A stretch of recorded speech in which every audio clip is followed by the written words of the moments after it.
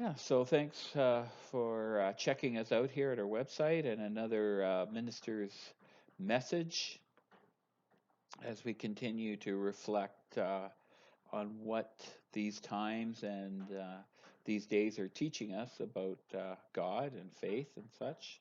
Today I'm going to read from the Gospel of Mark and then share some thoughts about this. It's a little term called dirty theology that I stumbled upon that I want to maybe reflect on a little bit and chat about. So this is Mark 15:33 to 39. When it was noon, darkness came over the whole land until 3 in the afternoon. At 3 o'clock, Jesus cried out with a loud voice, Eloi, Eloi, lama sabachthani, which means, my God, why have you forsaken me? When some of the bystanders heard it, they said, Listen, he is calling for Elijah. And someone ran, filled a sponge with sour wine, put it on a stick, and gave it to him to drink, saying, Wait, let us see whether Elijah will come to take him down. Then Jesus gave out a loud cry and breathed his last. And the curtain of the temple was torn in two from top to bottom. Now, when the centurion who stood facing him saw that in this way he breathed his last, he said, Truly, this man was God's son.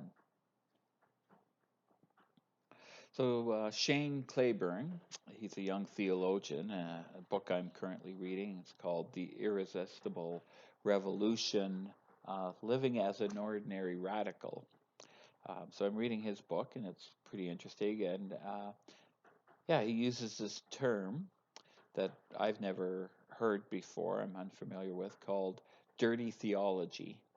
But once as soon as I saw it, I was intrigued by it, and then starting to read his explanation of it, I felt, well, I mean, it sounds really provocative, but actually, it's pretty consistent with the gospel message and Jesus' life.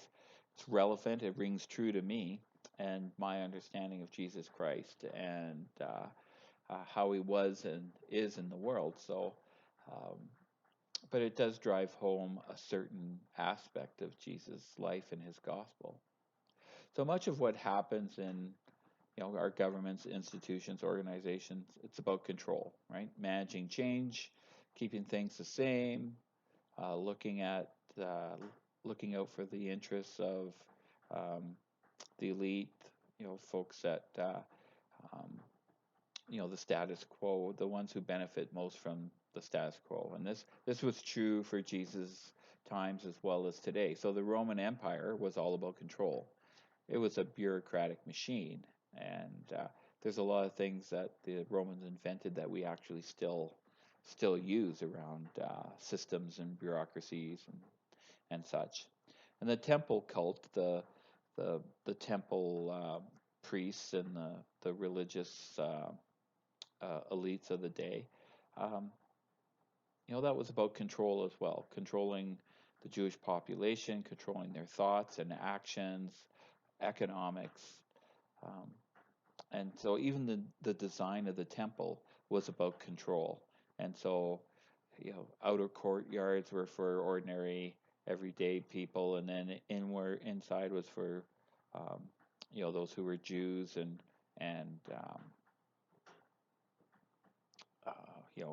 people who were clean and ready to worship and so forth, and kind of went into the holy of holies, the inner circle, and that was divided off by a curtain, and only the chief priests could go into that absolute inner sanctum where uh, it was thought that God dwelt um, more profoundly or more um, strongly there, that it was the sacred place, the holiest of holies, right?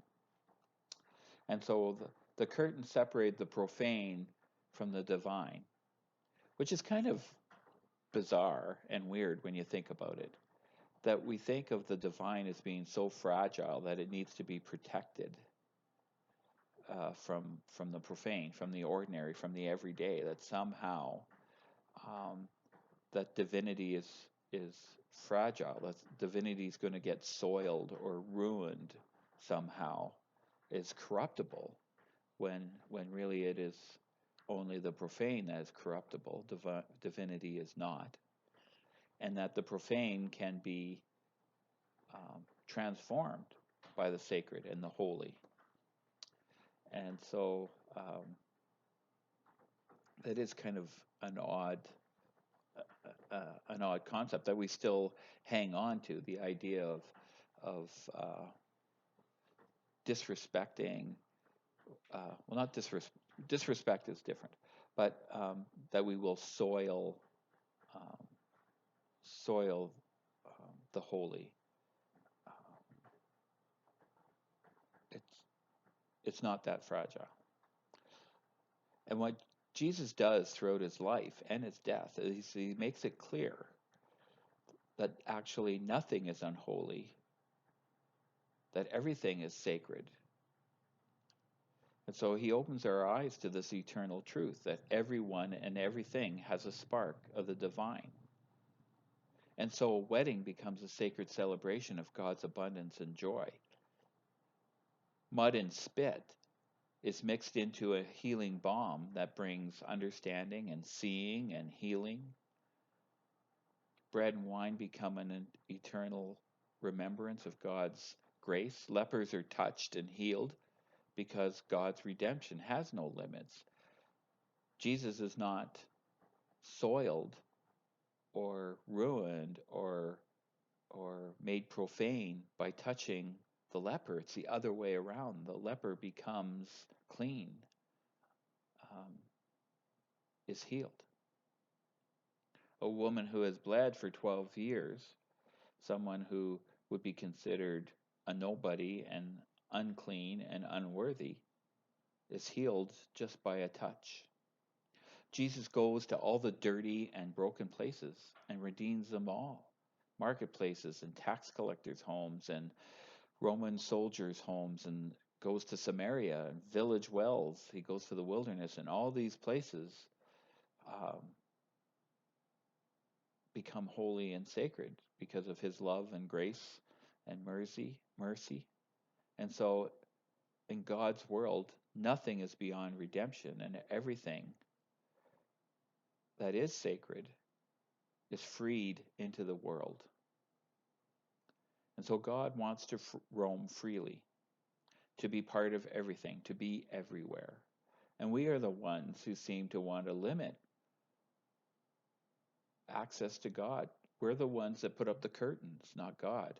We're the ones who separate, who deem this person worthy and that person unworthy. We are the ones who often declare ourselves unworthy. Can't tell you how many times I've heard someone say, well, if I went into the church, you know, it would burn to the ground, or God would strike it down with a lightning bolt, and that's just pure nonsense.